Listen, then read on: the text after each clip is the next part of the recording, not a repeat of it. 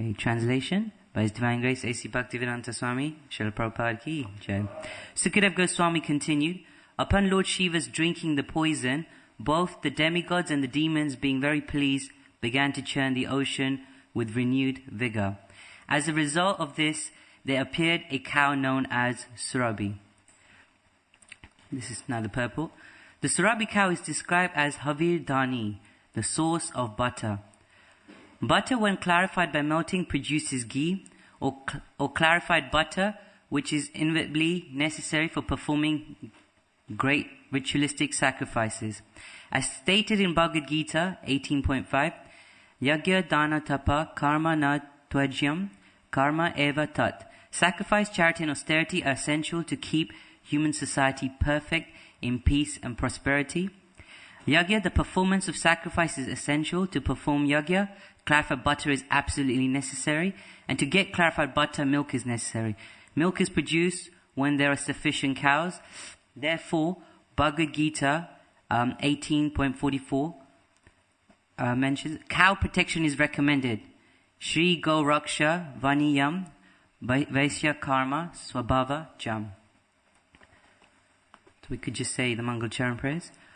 Om Jnana Tirimandasya Kananjana Shalakaya Chaksharo Militam Yena Tasmai Shri Guruve Namah Shri Chaitanya Manopistam Stapitam Yena Bhutale Swayam Rupa Karameyam Dadati Swapadantikam Vandeham Shri Guru Shri Yuta Padakamalam Shri Guru Vaishnavamscha Shri Rupam Sagrajatam Sahagana Raghunatam Tam Sajivam Sadvaitam Savadutam Parijana Saitam Krishna Chaitanya Devam Shri Radha Krishna Padam Sahagana Lalita Shri Visakam Vitamscha. He Krishna Karuna Sindhu Dino Bandhu Jagatpate Gopesha Gopikakanta Radhakanta Namastute Tapta Kanchana Gaurangi Radhe Vrindavaneshwari Vishabhanu Sute Devi Pranamami Hari Priya Vancha Kalpa Tirbasya Kripa Sindhu Avevacha Patitanam Pavnebhyo Vaishnavebhyo Namo Namaha. Namo Om Vishnu Padaya Krishna Prishtaya Bhutale Srimati Bhaktivedanta Swami Niti Naminem. Namaste Saraswati Deve Gauravani Prachanine Nirvishesha Sunyavadi Pasatya Deshatanine. Jai Shri Krishna Chaitanya Prabhu Nityananda Shri Advaita Gadadhar Shri Vasadi Gaura Bhakta Vrinda. Hare Krishna Krishna Krishna Hare Hare Hare Rama Rama Rama Hare Hare. So just to repeat the translation again, Sri Sukadeva Goswami continued, Lord Shiva's drinking the poison, both the demigods and the demons, being very pleased, began to churn the ocean with renewed vigor. As a result of this, there appeared a cow known as Surabhi. Hare Krishna. So, first of all, I'd like to seek all the devotees' blessings. It's my first time sitting on the Vyasa-san, so I feel very humbled because there's all these great Vaishnavas in front of me. But I see this as my purification, and also it gave me the opportunity to kind of fine-tune my prayers, you know. Today was the first time I intensely actually recited this verse. So yeah, I want to just seek your blessings. And also Bajrang Prabhu, I want to thank him also because he kind of empowered me. He was just saying, give a class, it's about time you give a class. And I thought, okay, why not, you know. At the end, at least I get a Mahaprasad plate, you know. It's very rare you get that, you know.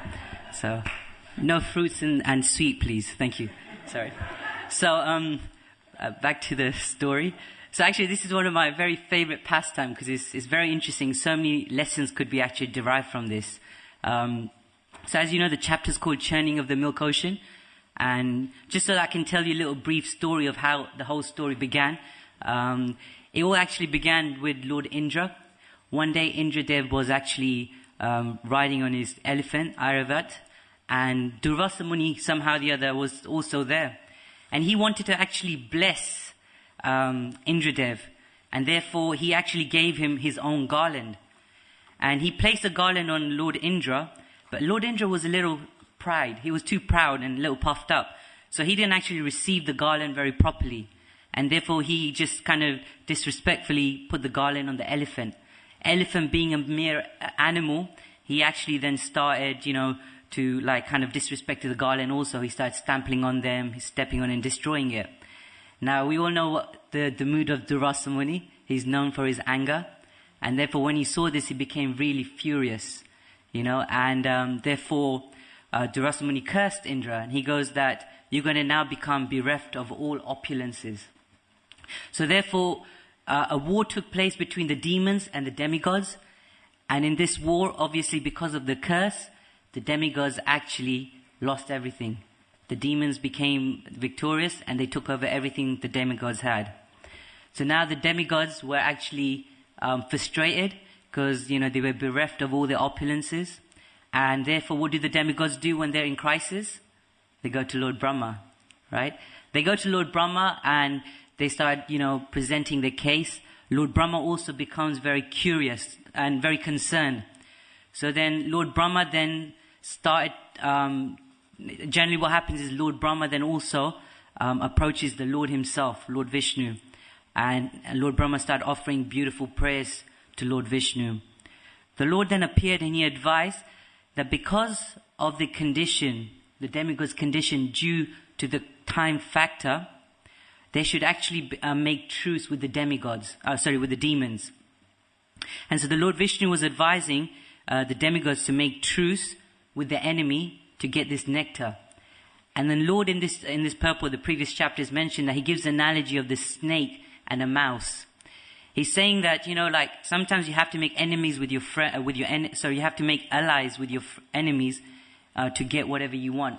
And he gives this analogy of the snake and the mouse, how the snake and the mouse were actually trapped. And the mouse is the food for the snake. And so the snake came up with a scheme. He told the mouse that why don't you eat a hole in this net so we can both escape. But his intention was that the mouse can actually create a hole. So then not only can he escape, but he can also eat the mouse also. So the Lord gave them this advice that make truce with the demigods, so that, with the demons, so that you can actually get this nectar.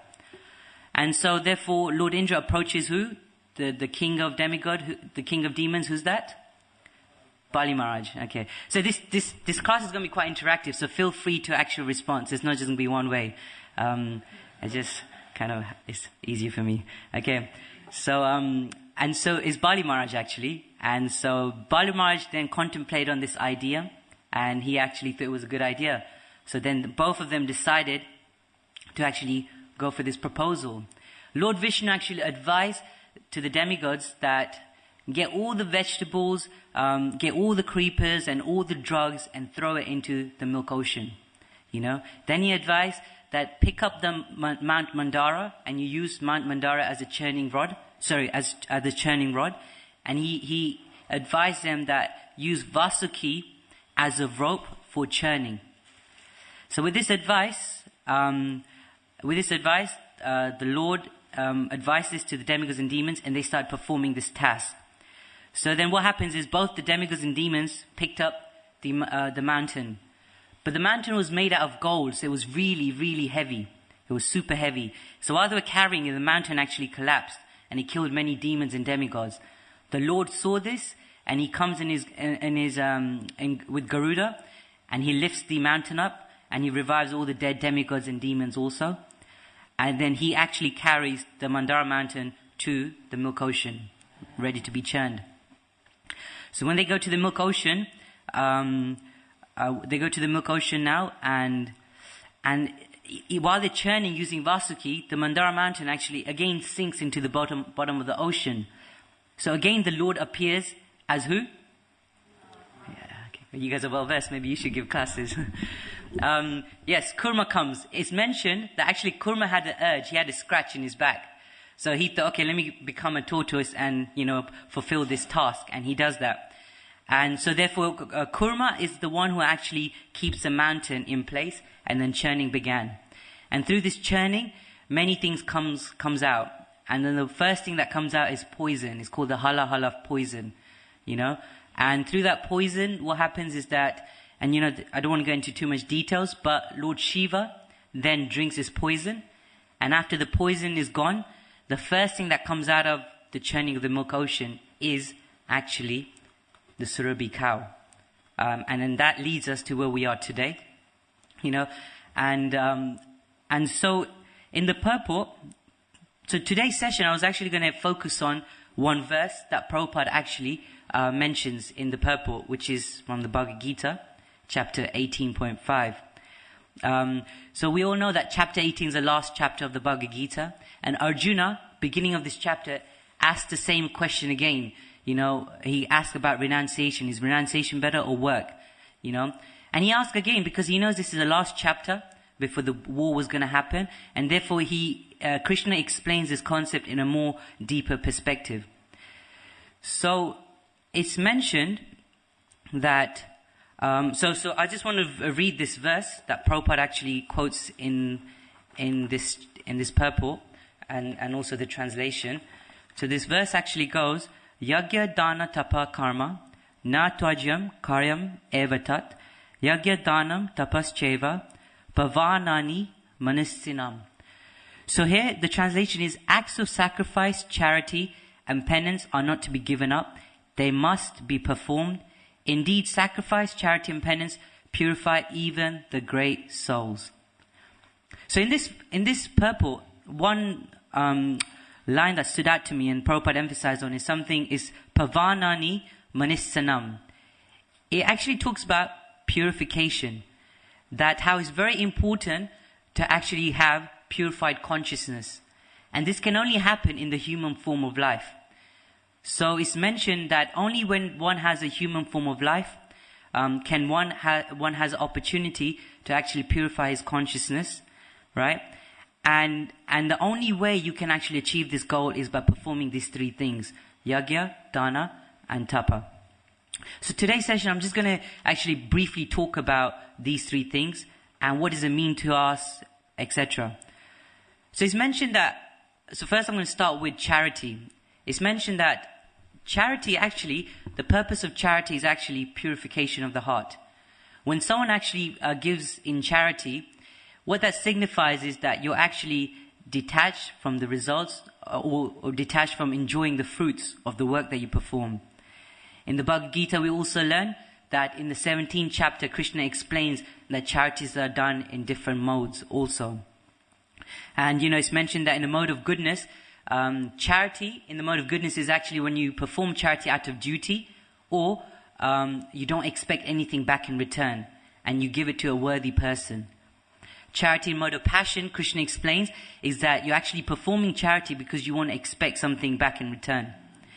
And charity in a mode of ignorance is actually when you perform charity in an impure place, at improper time, and to an unworthy person.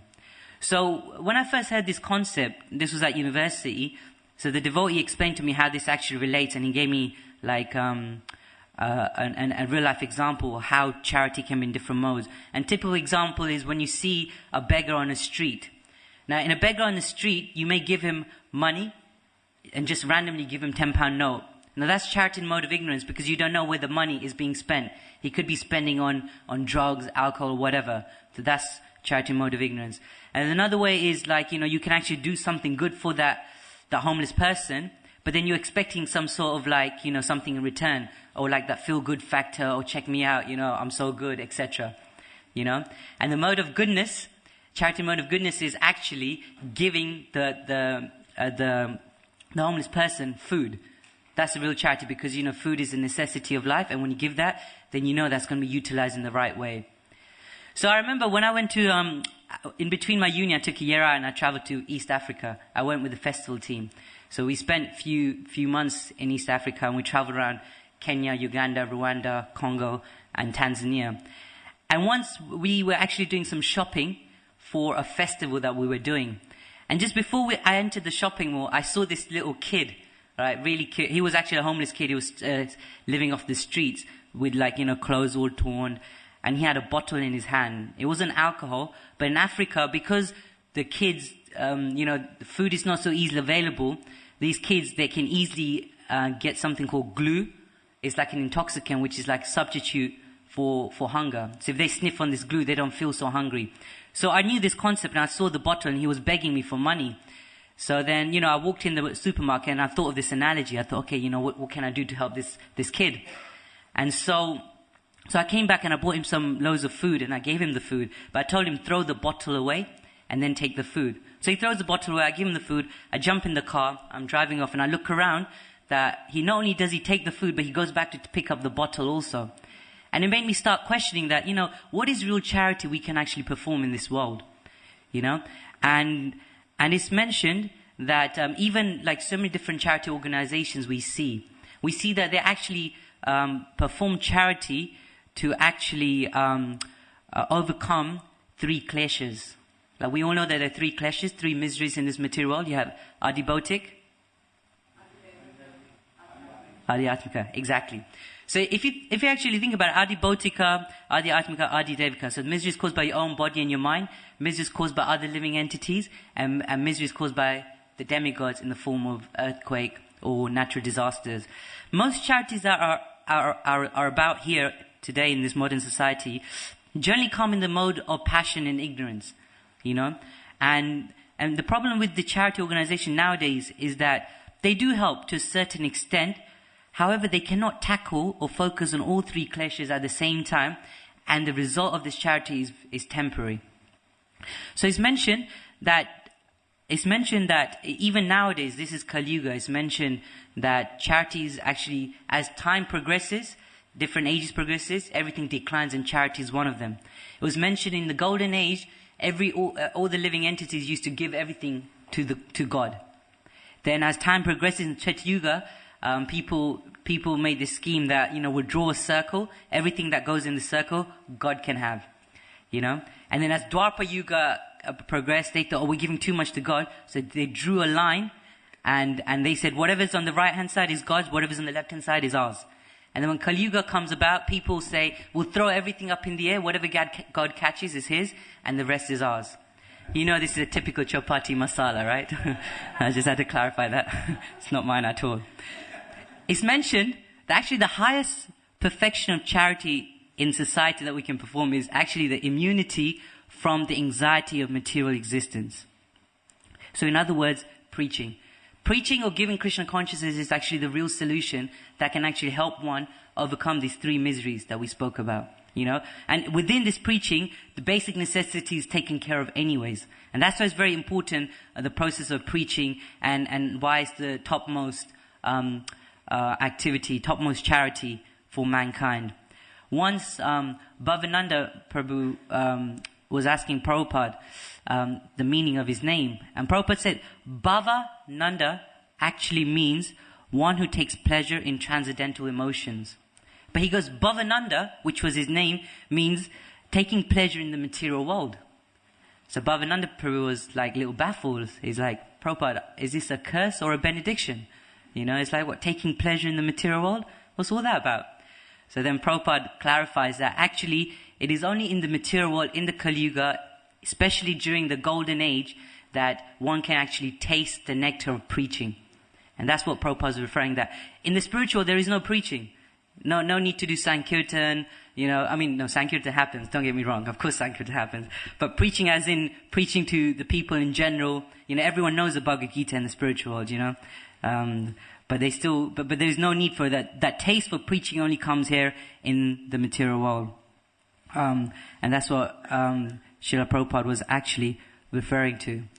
So the highest form of charity is mentioned is actually preaching Krishna consciousness to others, and this is the real welfare activity for others. And Prabhupada's actually designed the whole process so nicely, as I mentioned, that basic necessities of life is also taken care of. One thing we do is, of course, food for life. So that's charity. The other category that, I wanted to actually briefly speak about was actually Tapa. Tapa, when tapa comes to your mind, austerity, what's the first thing that comes to your head?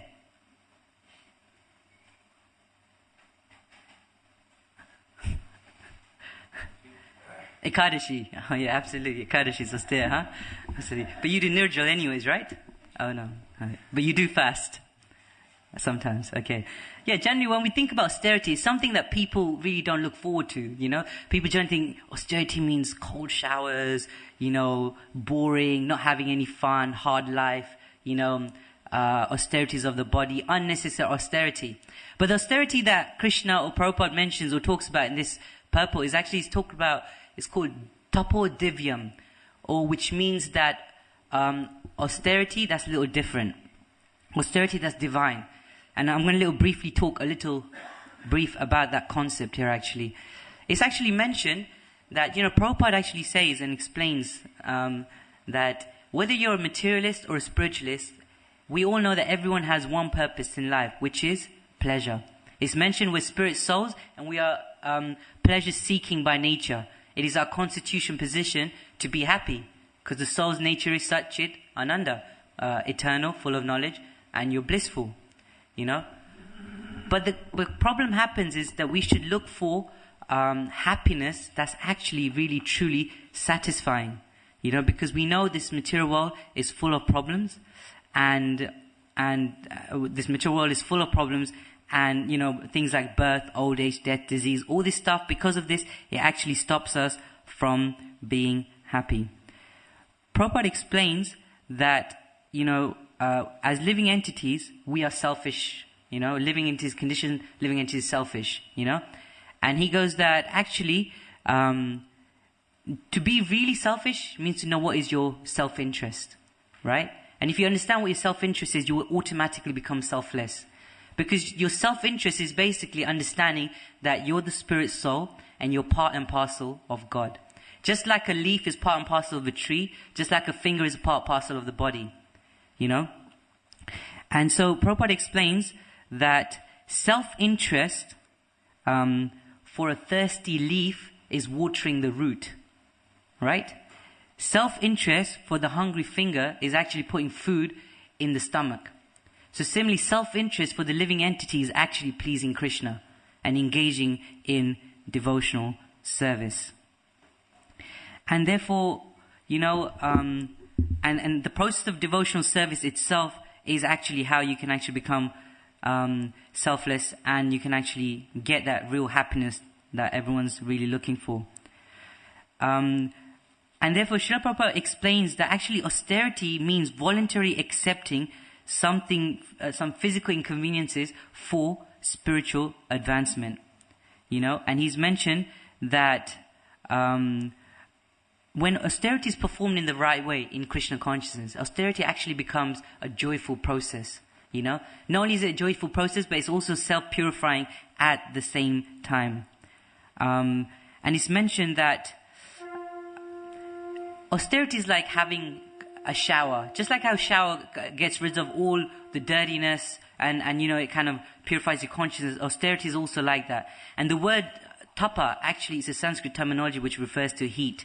Just like heat purifies gold and brings about its luster, similarly austerity not only does it purify the contaminated soul from dirty things, but it also brings about a spiritual luster, you know. And it's mentioned actually the real austerity in life is actually the advancement of human society in general by upliftment of their consciousness, you know. That is real austerity. You know, the process of giving Krishna consciousness to others or preaching in one sense is austerity in itself. And you know, when austerity is performed, Jai Shri Radha Gokulananda ki, Sita Ram Lakshman Hanuman ki, Gaunita ki, Jai. So, real austerity is actually preaching also. Because when we actually perform austerity by giving Krishna consciousness to others, it's mentioned that one's consciousness is uplifted.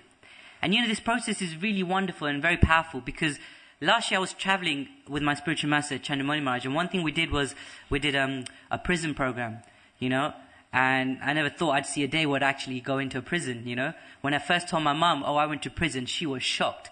You know, I'm like, Mum, relax, don't get too excited. I wasn't in prison as an inmate, but I went there to kind of help out sort of thing.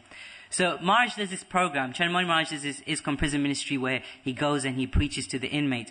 And so this was my first-hand experience of what it was like going to a prison and experiencing how Krishna consciousness worked, And so I met many prisoners, and these prisoners, inmates, actually perform the most heinous act you can actually think of. And I was so shocked that, this wonderful process of Krishna consciousness can bring about such a transformation to people like that I was really moved, and I felt like, this is really a powerful process. I thought this process works for me, but I wasn't so sure that works for everyone around. But by going to this prison, it was quite interesting. I once started talking to this inmate. Like American prisons, everyone's like tonk, like you don't mess with them, So there's one inmate, I approached him and I started talking to him, and he goes, his name is Randall, So he goes, I'm a Native American. And so, I didn't know much about American history, So I vaguely remember Native American, Red Indian. So I said, oh, you're a Red Indian, basically. Now, you don't call a Native American Red Indian. It's a super offense, I'm telling you.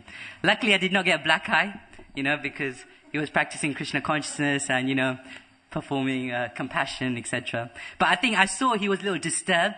But then I kind of tried to style it out. Oh, I'm sorry, I don't know much about American history, tell me more about it. So anyways, he told me about his background. This inmate actually had issues with anger management. He used to get angry with everything. And he actually wanted self-respect. If anybody does not show him self-respect, he would actually beat them up, basically. So because of that, he got in prison many times. This was the third time he was in prison, he was telling me.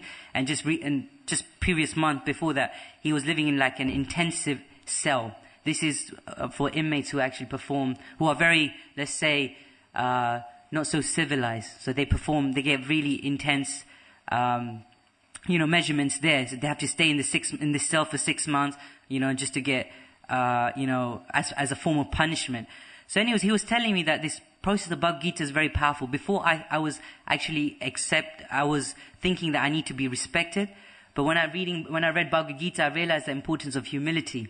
He goes, I really need to start applying these principles of humility, if I want to advance in spirituality. And he was saying that many times I was tested also.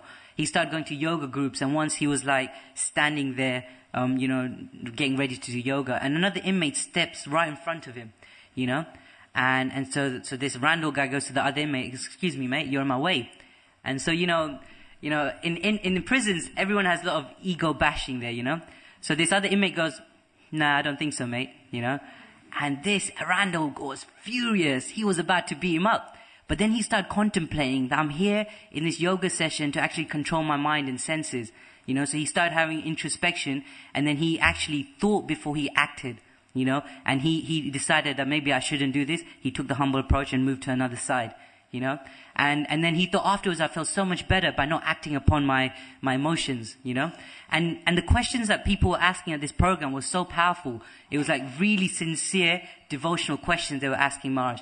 They were saying, but I really want to try and perform, Krishna consciousness, but it's very difficult. And how do I do this? And how do I make my chanting better? And practicing Krishna consciousness in prison is not an easy job. It made me realize that we're so fortunate to practice, where there's so much freedom. In prison itself, it's like intense. And to practice Krishna consciousness, that's a whole new ball game. So it made me realize that how this process can transform so many people's consciousness. And this is actually what's needed in society.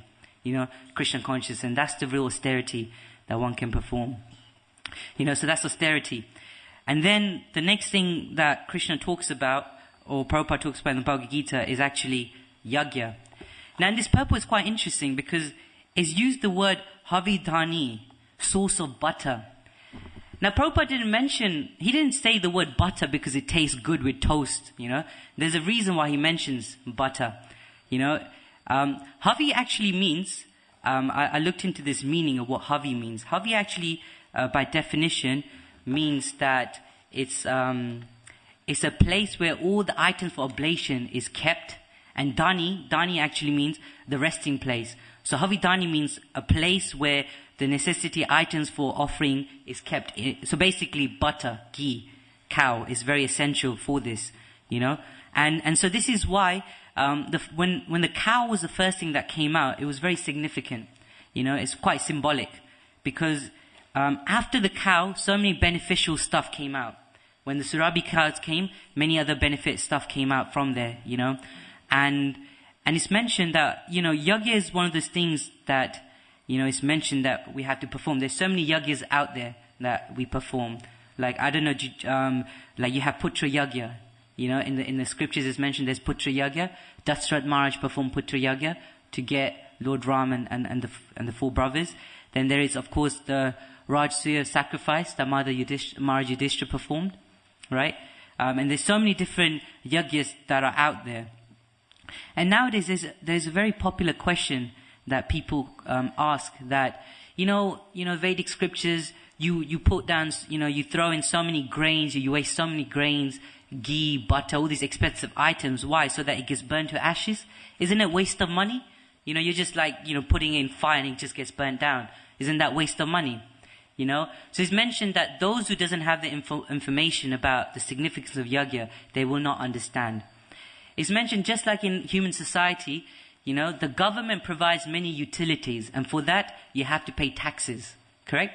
We pay taxes because the government actually provides us many different utilities for our usage, like in this country, education, national health insurance, etc., services, So similarly it's mentioned that the universal government or the demigods are also providing us so many necessities in life. Now you can think about what are the necessities that nature provides us. Air, water, food, right? So many things. Jewels, grains, all this stuff. They actually produces. So then, it's mentioned, I read an article that if we had to actually get an invoice from Mother Nature for all the things she provides, the bill will actually come to about between $16 trillion to $54 trillion in between that. That would be what the bill would be for mankind to pay Mother Nature. But, Vedic system is kind, all you have to do is perform yajnas. Because yajna is very important. Yajna is the way by which, it's like a reciprocation between us and the demigods. Demigods are the people who actually administrate the whole universe. It's because of them things work very nicely. And when we perform yajna, they're satisfied and they look after us. The moment we stop yajna, the demigods will stop providing us all the necessity things that we need in life. And when demigods stop looking after us, protection's lost and demoniac tendency will rise. And that's what we'll see in society nowadays, that everything doesn't function so very well because yajna is not being performed. We see that, there's global warming. We see there's untimely, weather also, different types of food. Nowadays even food is, we have to go and buy for organic food. Back in the days, organic food used to just grow. You didn't have to go to shop to buy all these things, And therefore it's mentioned that, yajna in today's age cannot be performed how they used to do it. For two reasons, because first it was very expensive, and second reason is that we don't have the qualified priest that can actually recite these intricate mantras. So it's mentioned the yajna for this age is? Wonderful, you guys already came to the conclusion without me even saying it to you. Yes, it's mentioned Harinam Sankirtan is the yajna for this age. It's mentioned that the fire in the yajna actually represents the Maha Mantra, and so the fire in the yajna actually represents the Maha Mantra, and the offering spoon actually represents your tongue. The offering spoon we offer in the yajna, that represents the tongue. And it's mentioned the ghee that's used in the yajna, it actually represents our consciousness. Like that, it actually represents our consciousness. So it's mentioned that, yajna is very important, and it's mentioned that material world is full of faults. Kali Yuga is full of faults. There's so many things, but one benediction it does have is a chanting of the holy name. Just by chanting of the holy name, you can actually get the highest perfection in life, And so when you actually analyze the whole thing, yajna, dana, tapa, when you preach and practice Krishna consciousness, all of these three things are encapsulated. So you don't have to actually make personal, individual endeavors to perform it. It's mentioned that our spiritual practice and our sadhana, chanting 16 rounds, etc., is actually like the yajna. And when we go out and preach and give Krishna consciousness to others, it's actually mentioned that that's like dana. And our lifestyle and the principles that we live by is actually represents tapasya. Like that. And so that was just a little bit of an introduction to that concept. And one thing I really actually want to end this talk with was the importance of cow. Cow is a very sacred thing in human society, and even if you look at Krishna's pastime, it's mentioned that they also valued cow very much as well. We understand that when Krishna was 3 years old, Krishna started herding the cows.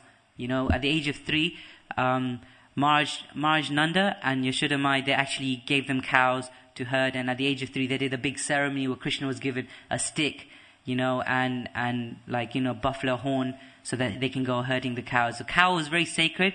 It's known as mother because she produces milk, which is very essential to kind of purify the finer tissues in the brain, which can then help us take to Krishna consciousness. So I think I'm going to end there because we've got a few minutes. Oh, no, we don't have a few minutes. I think because devotees want to go and take prasad. So I'm not sure if we have time for question answer, but we definitely have time for comments. If there is comments, please feel free to ask, or if you have questions, feel free also.